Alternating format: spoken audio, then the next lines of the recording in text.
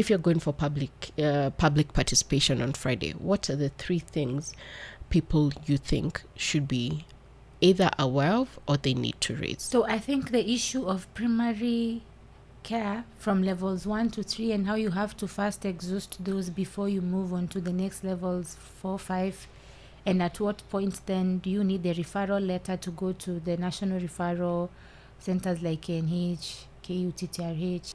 We would need to understand, because you don't want a Kenyan to go to a level 4 hospital because it's the one nearest to them, and they are told you should have gone to level 1 to 3 first. An estimated 1.1 million Kenyans fall into poverty each year. And that's because of healthcare costs.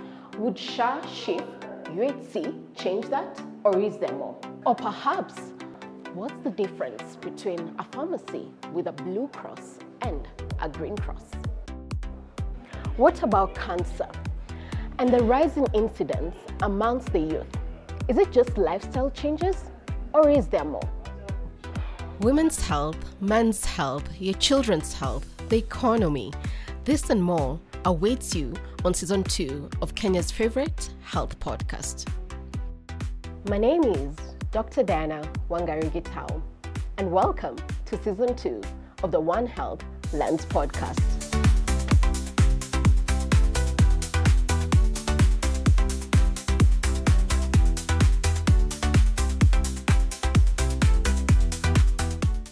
Hello, welcome to the One Health Lens podcast, where we have conversations around health and related topics, making them simple and easy for you to understand. I'm your host, Dr. Diana Wangari. And I am Simon Kigondu Moshara. For a moment, he'd forgotten where he is. Today, we're having a conversation, a very important one, as usual, around the Social Health Insurance Fund, which is ideally meant to kick off from October, I think, right? And we're having a public participation forum that's this Friday. And we thought we'd have a conversation on what do you need to know. And in studio with us, we have a very important guest who'll introduce herself and we'll get going. Nyambura? Hello, everyone. My name still remains Margaret Nyambura. I am a health lawyer. Still happy to be here with you to continue this civic education. Okay, perfect. I mean, Friday to some people is a big day, to others maybe not, right? And I'll start off with, not even Friday, I'll talk about today, which is Monday.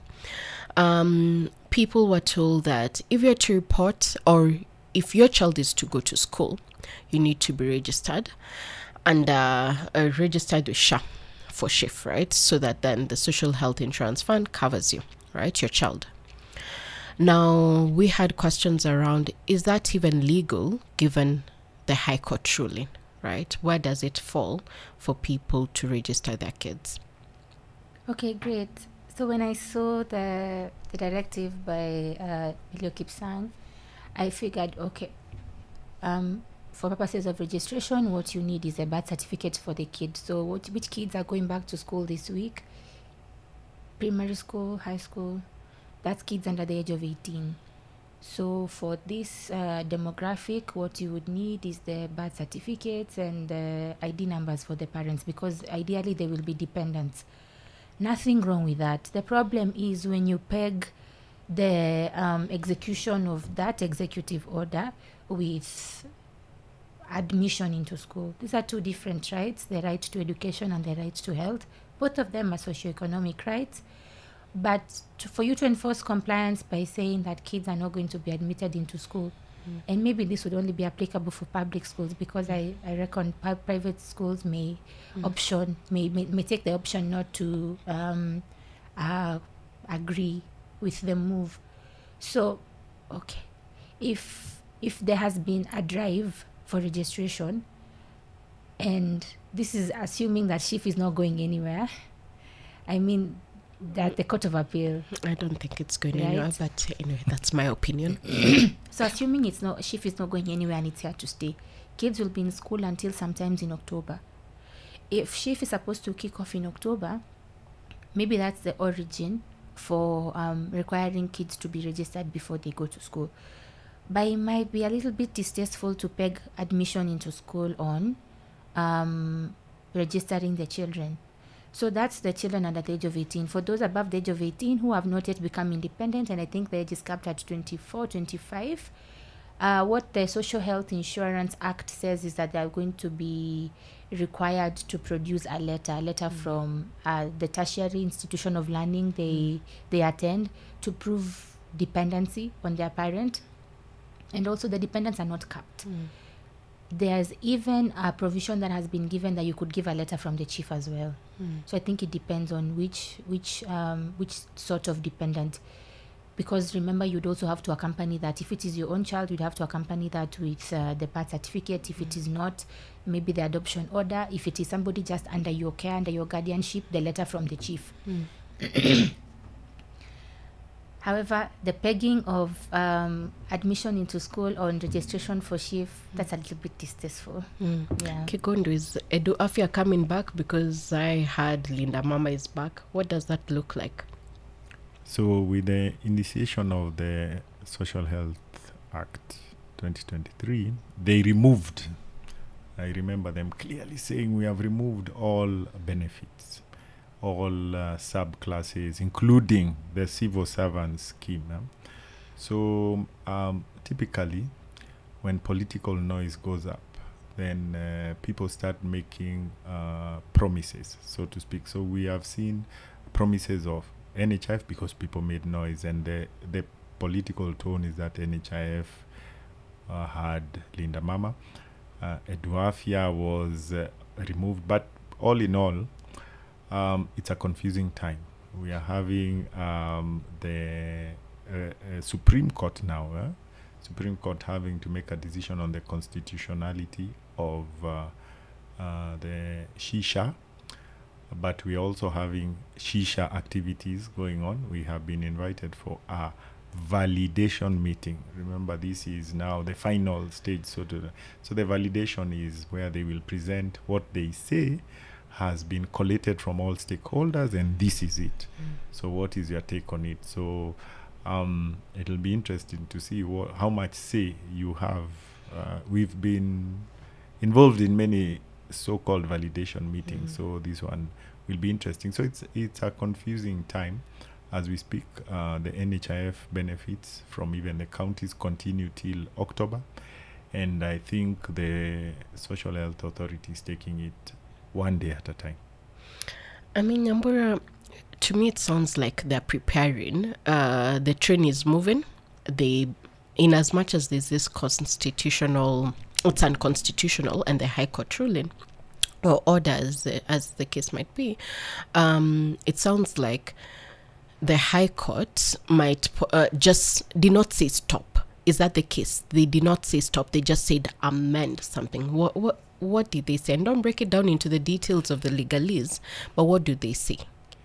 Okay, so at the cost of sounding very unpopular, the High Court did not stop the Social Health Insurance Authority from implementing the Social Health Insurance Fund alongside the two other legislations. That's the Primary Healthcare Act and the Digital Healthcare Act. What happened is they acknowledged how noble the intention was in accordance with Article 43 of the Constitution, and requested, or rather ordered, Parliament to go back and rectify the acts. One, remember, in a nutshell, go and provide for the exemption for emergency healthcare, so that you don't peg contribution to access of emergency healthcare. Have it inbuilt as an exception to all the bits where you require contribution for access. Two, the timeline that was provided, 120 days, we've had a tussle because Parliament requested for time for stay of the decision of the High Court. There was the 45 days, and then there was now entering the Court of Appeal. Dr. Kigondu has said, Supreme Court, we are not there yet. We are at the Court of Appeal. Just recently, I think 2 weeks ago, the week before last, actually, the request for extended stay was refused by the Court of Appeal. So we are awaiting sometimes in September. It should be 18th or 23rd. I should check my diary. I think 18th September. We are awaiting now a decision from the Court of Appeal on whether or not the gears should continue running. But what I can see on this other end, because we have seen correspondence from the Social Health Authority requiring people to proceed with registration using the *147 hash, or also just logging into the website and complying with the the steps for registration. So High Court did not say stop. SHIF looks like it's here to stay, and that's the reason why we are going into public participation on Friday. So maybe public participation that's taking place on Friday, what the public needs to understand. I mean, I think this is what we should be having a conversation on right now. The benefits package. Dr. Kigondu talks about validation. I don't know whether he's referring to the benefits package and the tariffs that have been set, or just generally everything. Tariffs. The tariffs. Package. The letter is clear. Yeah. Okay, so whereas Dr. Kigondu may have had the privilege of receiving a letter, the rest of us were invited to a public notice on the dailies on Friday, and we have shared it. And if anybody follows you on your socials, I think they can also see the invitation on Friday at the KICC for stakeholder management. Also, somebody who follows you on your socials may also see the whole tariffs, the breakdown for the services to be offered, but that's the first draft. So we don't know that after requesting for stakeholder validation and input, that we should be looking to see a revised draft. Absolutely. I mean, I suppose from the validation workshop that Kigondu is attending and has not invited me still, a final draft is meant to come out of it that we'll be able to review. So let's focus on the public participation, right? The essence will be Kenyans will go, there'll be some questions, they would want to respond and react to certain elements, right? The first question that easily comes to mind is, will there be continuity of services, right? Because as a Kenyan, I'm wondering, will I still be able to receive services I used to receive under NHIF? Will it still continue?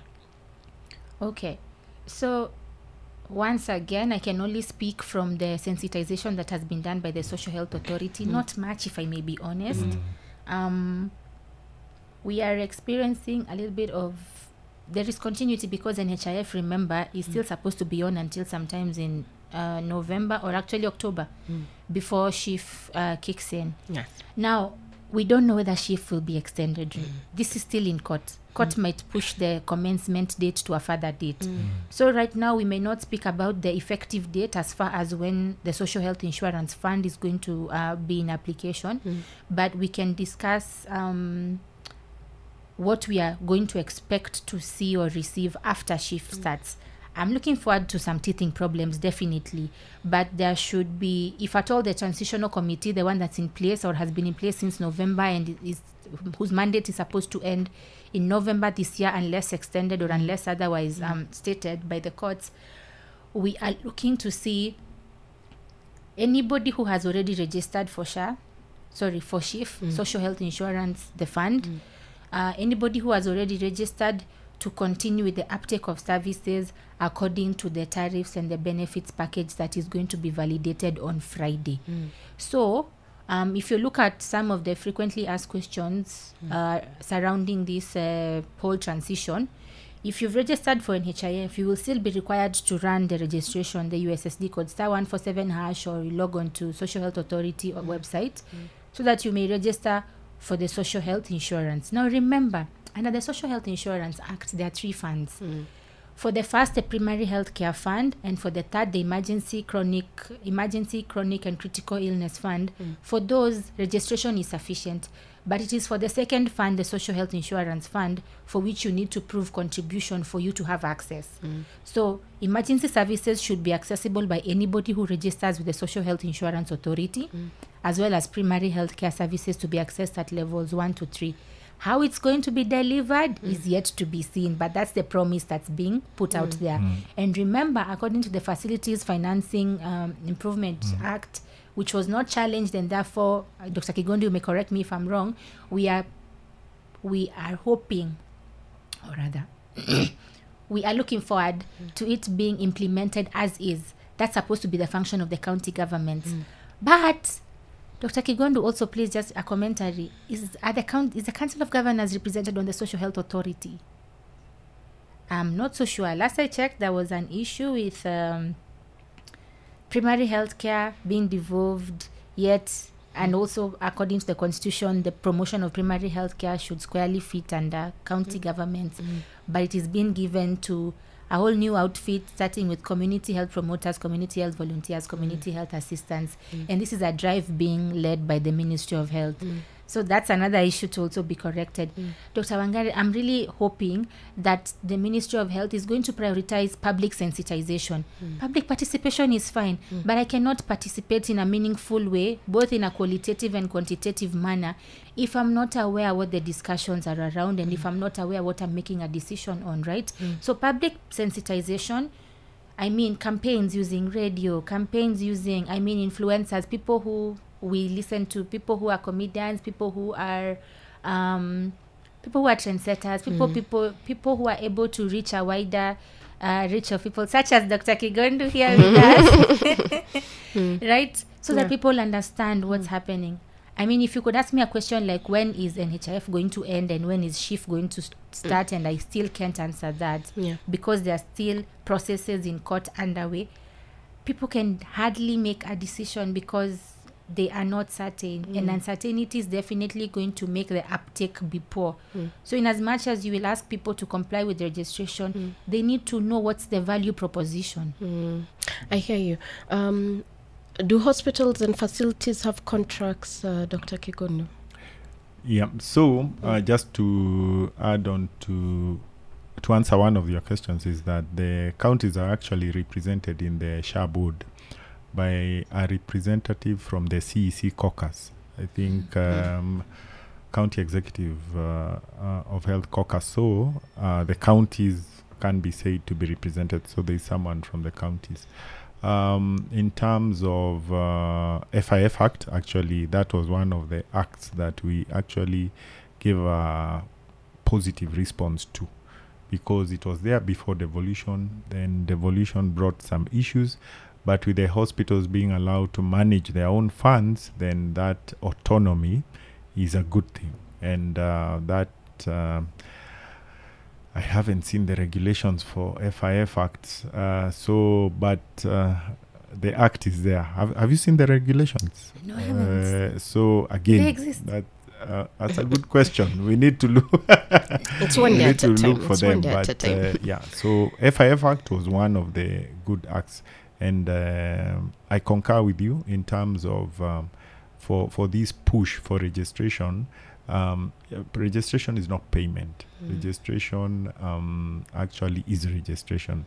And those who are registered would benefit from the Primary Health Act and emergency care, so to speak. What you may not benefit from is the social health insurance fund, which is contributory. The contracts are not yet out, but the process of which facilities can offer services to SHA have been defined as those facilities that are registered with the Kenya Medical Practitioners and Dentist Council. So, yeah. Okay. So, I mean, Social Health Authority had a list of FAQs that came out on June 30th, right? And I'll just quickly pick out under registration who's eligible to register for SHA. It's anyone who's a Kenyan citizen or you reside in Kenya, right? Yes. The fact that do need to register fresh. If you are an HIF member, you need to register. Any cost of registering? No cost. Can you choose to be not to be part of the social health insurance? It is a mandatory requirement, right?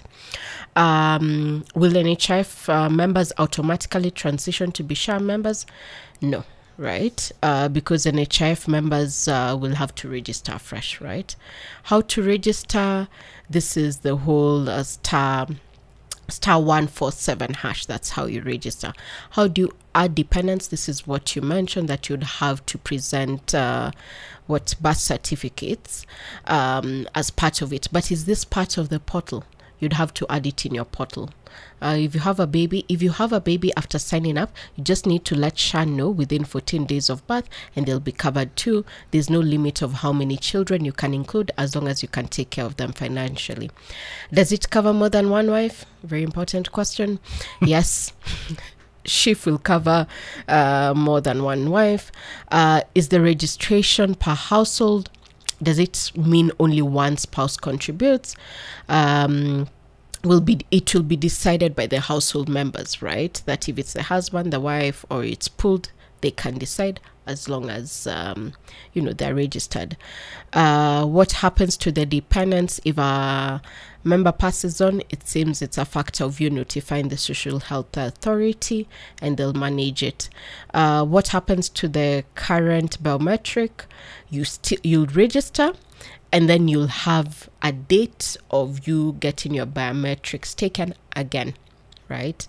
So again, it's a factor of if you're going for public participation, as a final question, because I think so far the elements around registration, we will have to register. If you're going for public participation on Friday, what are the 3 things people you think should be either aware of or they need to raise? 3 final points. Okay. So I think the issue of primary care from levels 1 to 3, and how you have to first exhaust those before you move on to the next levels 4, 5, and at what point then do you need the referral letter to go to the national referral centers like KNH, KUTTRH. We would need to understand, because you don't want a Kenyan to go to a level 4 hospital because it's the one nearest to them, and they are told you should have gone to level 1 to 3 first, so that they exhaust that. Because if an allocation has been given for that and it is being loaded because of the returns it has on investment, I propose that's not just for purposes of screening or services such as deworming, the ones that are being given by people at the community level, community health promoters. So Kenyans need to understand, do I need to first of all go to a level 1 to 3 before I can go to a level 4 and 5? And will, for purposes of, what do we call them? The payments made to hospitals. The claims payment. Yes, By claims. who? The Oh, processing claims. of claims. Then will there be the requirement of a letter? You see, like the way even with private insurance right now, before you go see a specialist, you need a letter introducing you from a GP. That it's you required to unlock this next level of care. Will we need to show such evidence? That's one thing I'd like to understand. Second thing I'd like to understand is it looks like we are heading towards a copay system, because if the tariffs that have been set say that I can only use 10,000 or I'm allowed to only exhaust 10,000 for a normal delivery, then anything over and above the 10,000 mark is going to come out of pocket. What does that say for universal health coverage? Because because we will still be at the point where anything above the 10,000, Bob, if I don't have it, I have to ask my relatives, to pay for me, right? And also, what does that mean if I'm contributing 2.75% of my income as a salaried Kenyan, and I'm only accessing 10,000, Bob, for a normal delivery? Normally, if I was to put together 2.75% of my salary into a savings, even if it's just in my house, then maybe I would be in a position to afford the excess of 10,000 during a normal delivery. I'm referring to the 10,000 for normal delivery because this is the most basic service we can make an example of. Delivery. So that's just for a normal one. We are not making reference to a cesarean one. That's the second question. Dr. Kigondu, would you happily help me with the third one? The third final one. Yeah. So I can see Nyambura's, those were the discussions we had during the what they were calling public participations, and those were the issues we raised. And you raised them up very well, but they say this is different. It is social health insurance, not the normal insurance, and that you're your brother's keeper. 2.75% is your brother's keeper, and your employer should, if I use the civil service as an example, you pay 2.75%, but your employer, who is the government, has to get another private scheme for you to be covered under, to cover for what you're missing.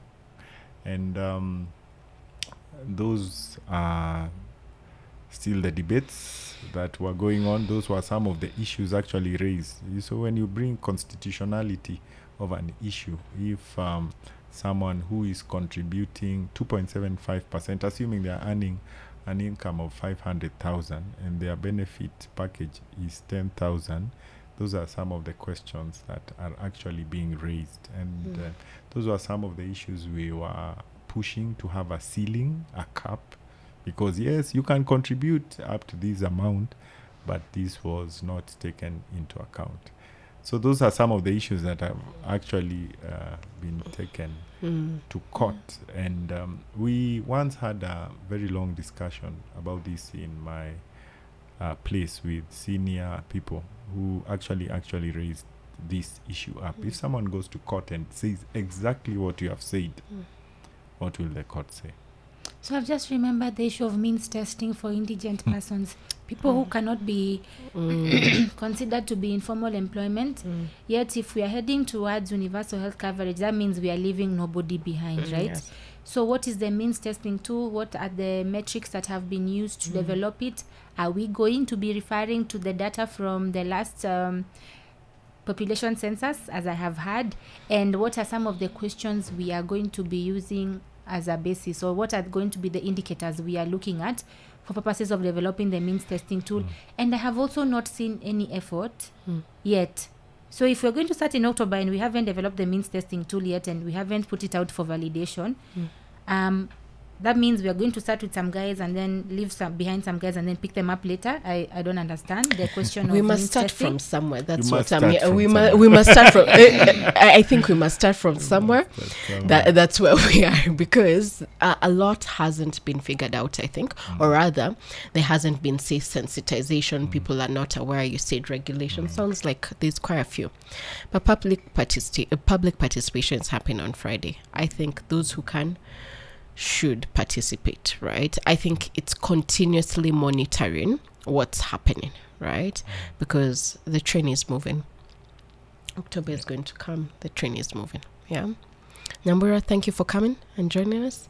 Kigondu, stick around. Thanks for having me, guys. Absolutely. Thank you so much for joining the One Health Lens podcast. We'll see you next time.